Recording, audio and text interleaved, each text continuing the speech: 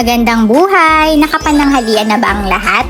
Ngayong araw nga ay nag-prepare tayo ng simpleng pananghalian na talaga namang nakakatakam. Narito na nga ang isang pirasong inihaw na bangus, sinamahan din natin ng nilagang okra at nilagang talong. Mayroon din tayong talulong kanin na isinaing ng nakabalot sa dahon ng saging. Hindi rin mawawala ang sausawan na talaga namang kumukumpleto sa sarap ng kahit anong potahe. O diba nakakatakam talaga? Mukhang ang gutom na talaga ang mga batang ito kaya eto't sinimulan ko na silang pakainin. Yummy! Yummy! Yummy! Hindi nga nila palagi ang nakikita ang ganitong klase ng kanin kaya naman nagtatanong si Yanyang kung ito daw ba ay kornetong ice cream. Gusto ko nga rin palang makita kung talaga bang kakain sila ng okra at ng kaning ito. Kaya lang ay mas nauna ko pang mapansin ang mga daliring nakapilantik na mga batang ito habang kumakain. Binigyan ko na nga rin sila ng tigisang okra upang makita ko kung sino sa kanila ang kakain ito. Kinikilig na naman nga ako nang makita kong sinisimula na ni Yanyang tikman ng okra.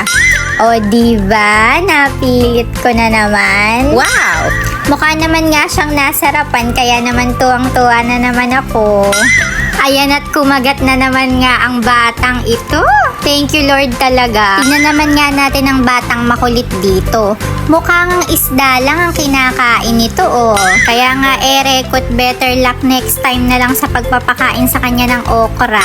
Hinayaan ko na nga't bawing-bawi naman ito sa pagkain ng ibang mga gulay bukod lang talaga dito sa okra. Maswerte nga ako na ang batang ito ay marunong nang kumain mag-isa. Kaya naman tignan nyo, hindi mo na talaga po problemahin. Hay nako, thank you talaga Lord. Uy si OA. Pero syempre, mas makulit ako kaya naman eto't pinipilit ko na naman.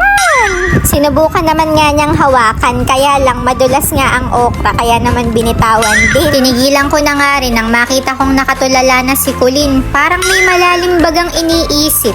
Mabalik tayo, siya niyan nga pinagmamalaki ko pagdating sa pagkain ng isda. Talagang tinik lang ang natitira. O siya, yun lang. Maraming salamat. Sana ay natakam kayo.